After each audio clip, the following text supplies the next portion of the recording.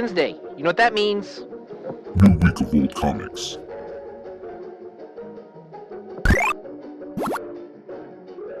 So I want to begin today looking at some newer Batman books, some Batman collections that just came out. This is Batman Universe by Brian Michael Bendis and Nick Darrington.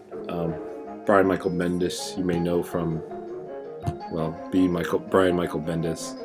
He's been working for DC doing the Superman stuff, but this is a collection of the Walmart exclusive books that came out.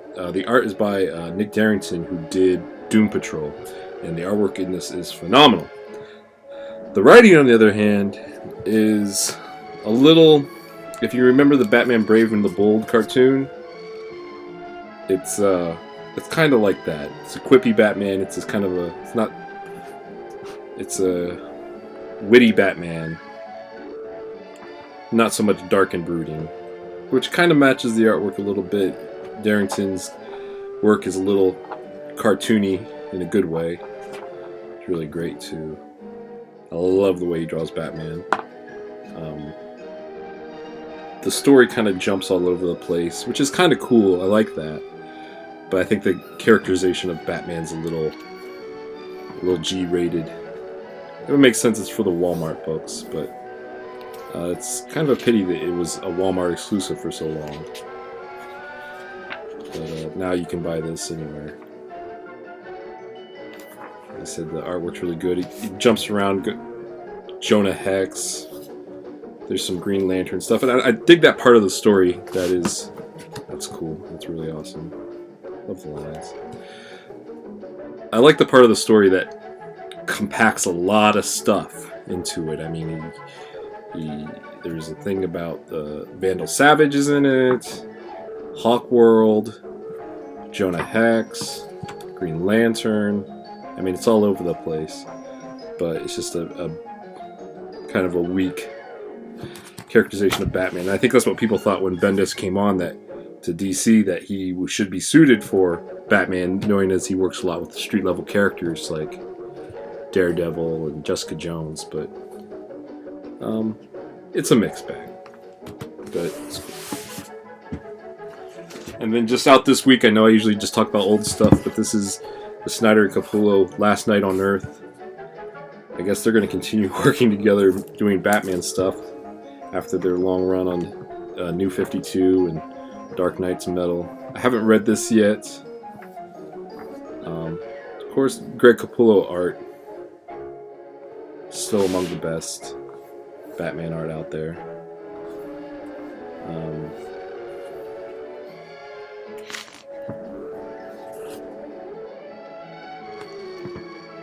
I think he, as I've noticed, he's kind of gone on drawing Batman. He kind of just foregoes the details and just does the hard black on the cowl, which I don't know. I could take or leave it.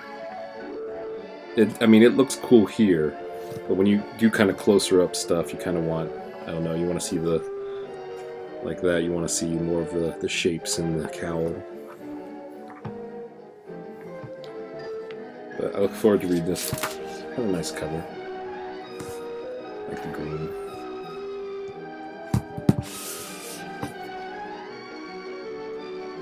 I'm gonna go with something older here. Something I found. It's this Vertigo series, which I don't believe has been collected, called Angel and the Ape. It's by Howard Chaykin and David Tishman, with art by Philip Bond and covers by Arthur Adams, who, if you've seen this channel before, you know I really like Arthur Adams. Seeing as Arthur Adams has his own series, Monkey Man and O'Brien, it just seems weird that they have him do the covers for another Lady in the Ape kind of story. And also weird that they had Philip Bond doing the interiors and not have him do the covers, because I love Philip Bond's work.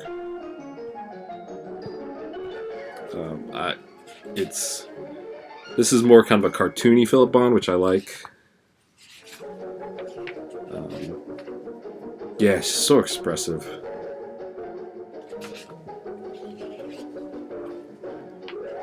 Haven't read this yet either. David Tishman, I'm not too familiar with. Howard Chaykin, of course, from American Flag and Black Kiss.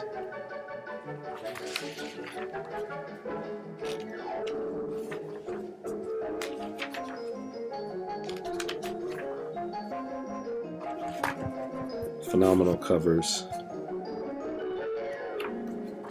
Great interior.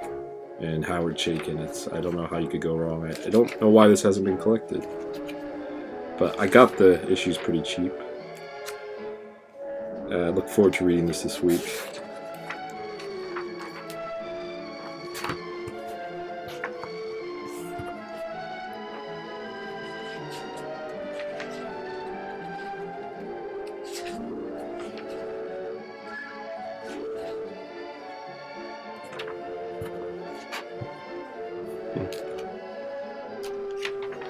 Like all the old video game ads. Yeah, Philip Bond, who's probably, I think his most notable work is Kill Your Boyfriend with Grant Morrison, which is a comic I don't really like, even though I like the artwork. But I always thought the story was a little too cool for school. Probably, I think, the worst Grant Morrison work, which is weird because I think Morrison is one of those writers who he writes so much, and usually someone like Bendis who writes so much, it's not so good. You know, a lot of it's mediocre. Some of it is phenomenal. Morrison's someone who's the majority of his work is phenomenal, and there isn't really any mediocre. But then you've got something like Kill Your Boyfriend, which is just kind of like meh. Next, this just came out, which is weird. I know I'm talking about a lot of new stuff here. Chris Bachalo, again, if you watch the channel, you know I'm a fan, big fan. I like this monograph series that they're doing. It's like kind of inexpensive art books,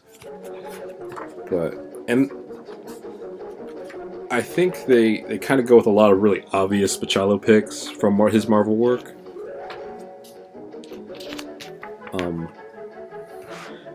Ghost Rider 2099, which I've talked about on this channel before. Generation X, of course.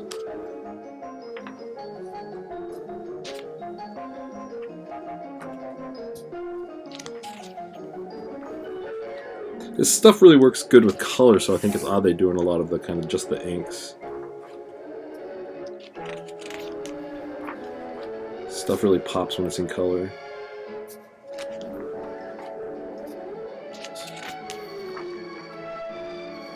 Let's see.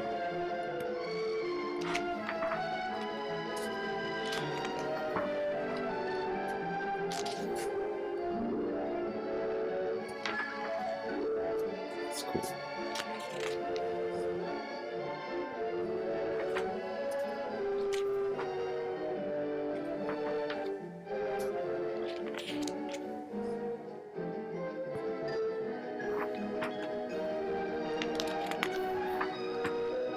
This Age of Apocalypse stuff, which is really cool.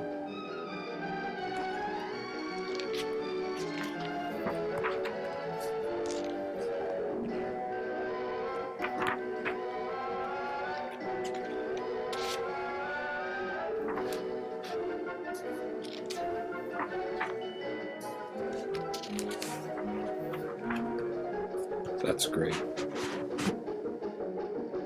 I have a similar cover up on my wall that he did that has that similar Uncanny X-Men kind of logo.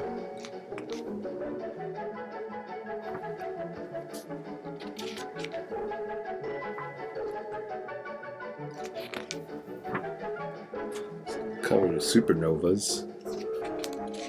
An X-Men book.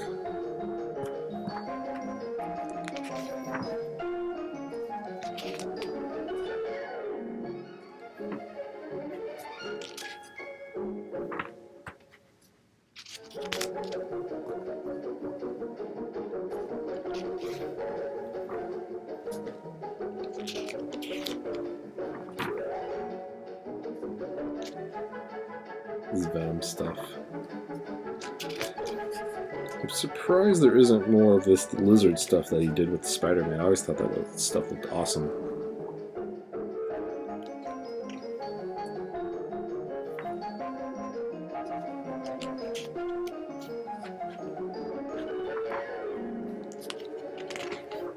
Yeah, the lizard stuff.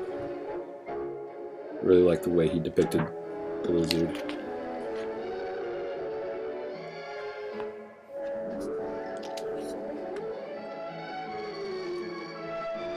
Quentin Choir.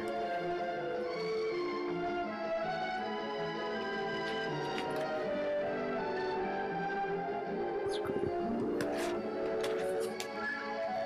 His run on Uncanny X-Men with Brian Michael Bendis, where kind of the X-Men were like a terrorist group, that was really good. I mean, I really disliked Bendis's Guardians of the Galaxy run, but I thought his Uncanny X-Men run was a little underrated. Doesn't exactly stick the landing, but the concept was strong enough to kind of carry on. Surprised there isn't more of that stuff in there, because a lot of that stuff is Bachalo's kind of really neat artwork. I've got the little statuettes from White Queen and Magic over there on my shelf.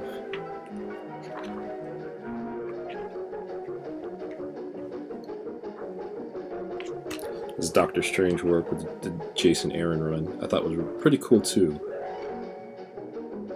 Kind of a staple of Bachalo's, like stripy tentacles and stripy tights and stuff.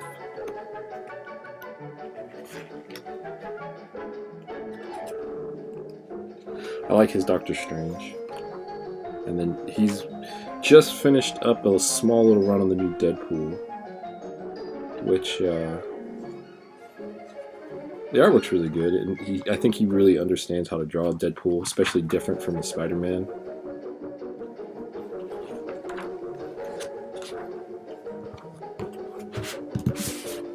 Yeah, but this is a really cool series. I have the Art Adams one too. But neat stuff. They made a Declan Shalvey one. Speaking of Declan Shalvey, I just finished reading all 15 of Injection. The Warren Ellis, Declan Shalvey, and Jordi Belair on colors. I like the artwork. It's very high concept fantasy, fantasy science fiction. It doesn't always work because a lot of it is so high concept. It's hard to show it. So there's a lot of telling and kind of trying to piece it together.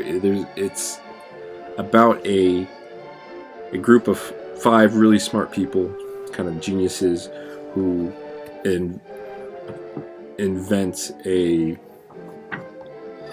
artificial intelligence with kind of a spirit, and they inject it into the internet, and it kind of grows, and kind of a Ghost in the Machine kind of story. But this Ghost in the Machine makes fantastical things real in the real world, and how that kind of the connection between those two concepts is kind of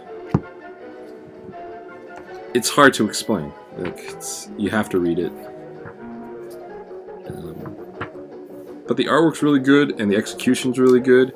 It's just the ideas don't glue together so well sometimes. But again, it's worth reading. It's 15 issues. I don't know if they're going to continue. It's kind of each run of 5 issues focuses on one of the 5. So there's still another 10 issues I guess they have yet to complete. And who knows if they're going to, because I know Declan Shalvey's busy doing 100 things and Warren Ellis is busy doing 100 things. But this is a pretty good book as far as the construction of it goes. Again, if you're into high concept sci-fi fantasy, it's pretty good. It's not as good as, say, Planetary, Warren Ellis' Planetary, or Transmetropolitan, but still pretty good. Okay, that's it this week.